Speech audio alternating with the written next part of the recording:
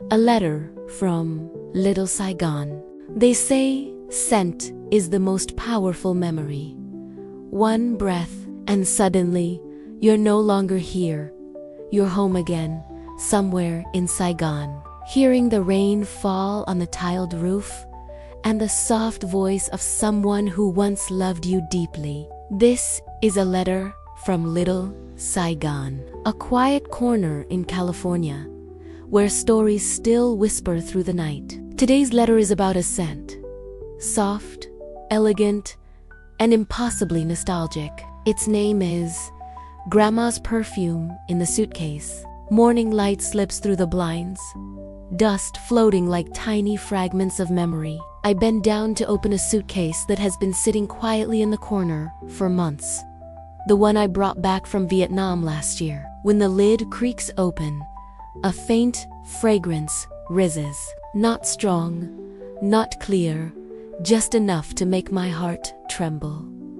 That scent. I had smelled it before, in an old Saigon afternoon, when my grandmother sat by the window, brushing her silver hair as the rain tapped softly outside.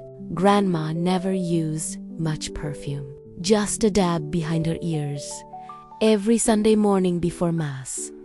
On a small mirrored tray, she kept the bottle beside her jade bracelet and her rosary beads. She used to say, "A woman doesn't need many fancy things, just her own scent. So when she walks away, people will still know she was here." To me, that fragrance was home. It was warmth, tenderness, and quiet discipline, all wrapped in love. I remember, when I was little, I once opened her perfume bottle in secret. She caught me, but she didn't scold me. She only smiled and said, "You know, perfume isn't only to smell nice, it's to be remembered." People wear perfume so that when they leave, others still remember their scent. I didn't understand then. I only felt she was speaking to someone far away, perhaps to her younger self. After 1975, Grandma never bought another bottle. She said, "Perfume is for those who still have time to dream." I never forgot that, because after we left Saigon, she stopped dreaming. Her dreams stayed behind in the red-tiled roofs, the narrow alleys with vendors calling into the night, and the faint scent of jasmine drifting through open windows. Here, in America, she kept that empty bottle as if it held the last breath of who she once was. When she passed away, I was the one who packed her things. Among neatly folded clothes, scarves, and faded photographs, I found the perfume bottle, almost empty, but the scent still lingered light as a whisper. I wrapped it carefully, placed it in my suitcase, and brought it across the ocean to California. And this morning, when I opened that suitcase, the fragrance rose again, sudden, gentle, and heartbreakingly familiar. I sat down on the floor.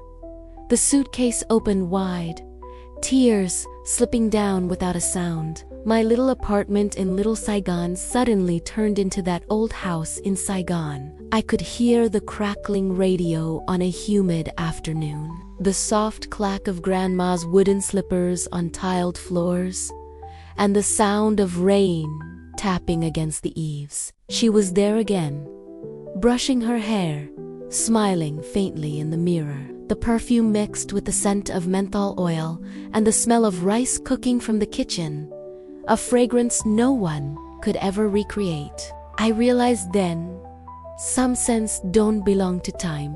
They belong to the heart. They stay even when everything else fades away. Grandma's perfume was like that. A scent that time could not erase.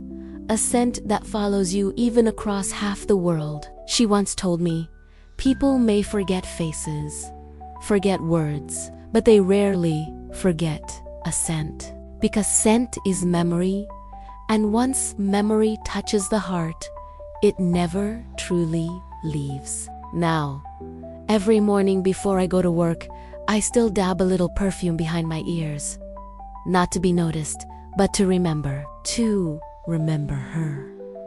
To remember Saigon, when everything was simple, warm, and love was carried in letters, in quiet smiles, or in a fragrance that floated gently through the wind. This is a letter from Little Saigon, a letter sent to the past, to the scent of my grandmother, to the memories we keep, and to those who have gone, but never really left. If this story touched something in your heart, take a quiet moment and let it stay with you. And if you'd like to keep listening to more stories like this from Little Saigon, from the lives of those who left and those who stayed, please subscribe to the channel. Leave a like if you felt the warmth of home somewhere in this story, and share it.